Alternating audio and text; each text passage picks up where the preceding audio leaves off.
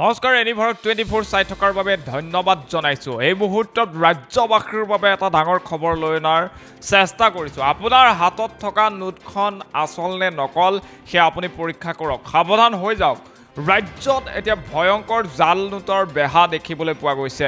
এবাৰ গোলাঘাটৰ পুৰণি আমোলাপট্টিত বস্তাই বস্তাই জাল নোটৰ উজান উঠিছে আৰু অৰুণাভ হাজৰিকা নামৰ এজন ব্যক্তিৰ ঘৰত 11 লাখ টকাৰ ওপৰ ধন জব্দ কৰিছে আৰক্ষীয়ে।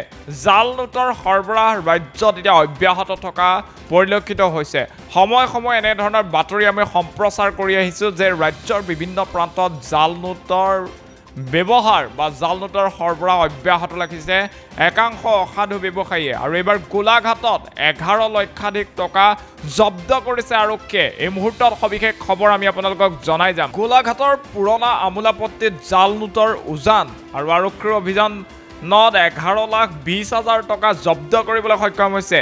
পুৰণা আমোলাপট্টিৰ অৰুণাভ হাজৰিকাৰ বাসগৃহৰ পৰা উদ্ধাৰ কৰা হৈছে এই জাল নোটখিনি।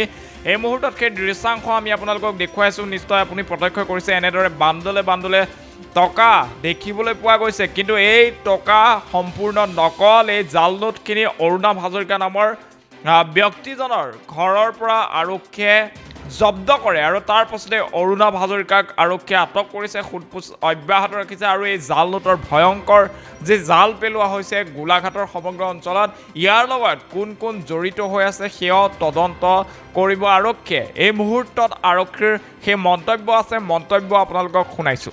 হয়, আমাৰ গোপন খবৰ এটা আছিল যে জাল নোটৰ লগত জড়িত দুজনমান ব্যক্তিৰ আমি খবৰ পাইছিলোঁ। সেই খবৰৰ ভিত্তিত ইতিমধ্যে আমাৰ গোলাঘাট থানাৰ পৰা এটা অপাৰেশ্যন ষ্টাৰ্ট হ'ল গোলাঘাট OC আৰু TSI আণ্ডাৰত। আৰু ইতিমধ্যে আমি এজন অৰুণাভ হাজৰিকা বুলি ব্যক্তি এজন, তেওঁৰ ঘৰ গোলাঘাটৰে আমোলাপট্টিত, তেওঁ ভাড়াঘৰ এটাত আছিল। তেওঁৰ ভাড়াঘৰৰ পৰা ইতিমধ্যে আমি 11,20,000 টকা পাইছোঁ। পইচাখিনি আমাৰ দেখাত ডুপ্লিকেট কাৰেঞ্চি নিচিনাই লাগিছে। এক্সপাৰ্ট অপিনিয়নটোৰ পৰা আমি সঠিককৈ পিছত ক'ব পাৰিম। আৰু তেওঁৰ খবৰৰ ভিত্তিত আমি আৰু অপাৰেশ্যন চলাই আছোঁ। বাকী ইয়াৰ পিছতহে আমি ক'ব পাৰিম। আৰু মাইনৰো আছে কথা, আমি এতিয়া সেইখিনি চাই আছোঁ। চ' সেইখিনি আমি চাই পেলাইহে পিছত তদন্তৰ খাতিৰত ক'ব পাৰিম যে তেওঁ কিমান ইনভল্ভ। এটা কথা আমি গম পাইছোঁ যে সৰু সৰু ল'ৰা ছোৱালীক ইনভল্ভ কৰাইছে সমগ্ৰ ক্ৰাইমটোত। সেই গোটেইটোৱে এইটো আপোনালোকে জানে যে ফেক কাৰেঞ্চিৰ লগত যদি জড়িত হয় এইটো এটা অৰ্গেনাইজ ক্ৰাইম হয়। সেইটো কাৰণে তাত বিভিন্ন ধৰণৰ ব্যক্তি ইনভল্ভ থাকিব পাৰে। চ' এতিয়া খুব প্ৰিলিমিনেৰী ষ্টেজত আছে, আমি অপাৰেশ্যন চলাই আছোঁ। চ' সবিশেষ যিমানে তদন্ত আগবাঢ়িব সিমানে আমি গোটেই নেক্সাছটো ধৰিব পাৰিম যে আৰু কোন কোন ব্যক্তি ইয়াত ইনভল্ভ। প্ৰথমতে কেনেকৈ ধৰা পৰিছিল কথাটো? এইটো আমাৰ ইয়াত গোলাঘাটৰ এজন সচেতন ব্যক্তিয়ে আমাক তেওঁৰ তাৰপৰা খবৰ দিলে যে তেওঁৰ ওচৰত কেইজনমান ব্যক্তিয়ে কিবা বস্তু বজাৰ কৰিব আহোঁতে অলপ মানে তেনেকুৱা মানে যিটো পইচা তেওঁলোকে দিছে সেইটো অলপ সন্দেহজনক হোৱাত তেওঁ আৰক্ষীক খবৰ দিয়ে। আৰু আমি ৰাইজকো আহ্বান জনাম যে হয়তো এনেকুৱা গ্ৰুপ হয়তো গোলাঘাটত আৰু বিয়পি থাকিব পাৰে। চ' তেওঁলোকে যদি তেনেকুৱা যদি সন্দেহজনক কাৰেঞ্চি পায় আমাক যাতে ইমিডিয়েটলি গোলাঘাট থানা বা আৰক্ষীক যাতে খবৰ দিয়ে। মাইনৰো থাকিব পাৰে ক্ৰাইমত? এইটো থাকিব পাৰে, কাৰণ আমি মাইনৰ বুলি তেওঁলোকে ক্ৰাইমত ইনভল্ভ আছে নাই নাজানো, কিন্তু হয়তো ছ'চাইটিত যিহেতু তেওঁলোকো থাকে, চ' কোনোবাই হয়তো তেওঁলোকৰো সুযোগ ল'ব পাৰে। চ' এই গোটেইখিনি তদন্তত ওলাব যে ইয়াত কোন পৰ্যায়ৰ মানুহ, কোনোবা হয়তো ভিক্টিমো হ'ব পাৰে। চ' তেওঁলোক একচুৱেলি ক্ৰিমিনেল নহয়, ভিক্টিমো হ'ব পাৰে যাক ব্যৱহাৰ কৰা গৈছে। গোটেইখিনি তদন্তত ওলাব। অৰুণাভ মানে প্ৰকৃততে কি প্ৰাৰম্ভিক তদন্তত কি পাইছে? অৰুণাভ হাজৰিকাৰ পজিশ্যনৰ পৰাই আমি পইচাখিনি পাইছোঁ। তেওঁ যিহেতু যিটো ঘৰত আছিল তাৰ পৰাই পইচাখিনি পোৱা গৈছে। সেইটো কাৰণে তেওঁৰতো ইনভলভমেণ্টটো 100% আছেই। চ' বাকী তেওঁ সোধপোছ কৰাৰ পিছত আমি বাকী তথ্যখিনি গম পাওঁ।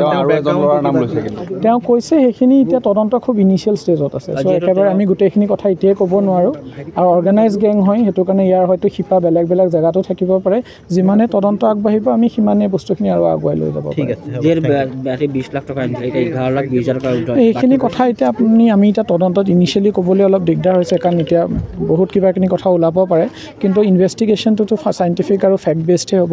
চ' যিখিনি তথ্য আমি তেওঁৰ পৰা পাম আমি সেই খবৰৰ ভিত্তিতে তদন্তখিনি আগবঢ়াই নিবলৈ সক্ষম হ'ম। Thank U.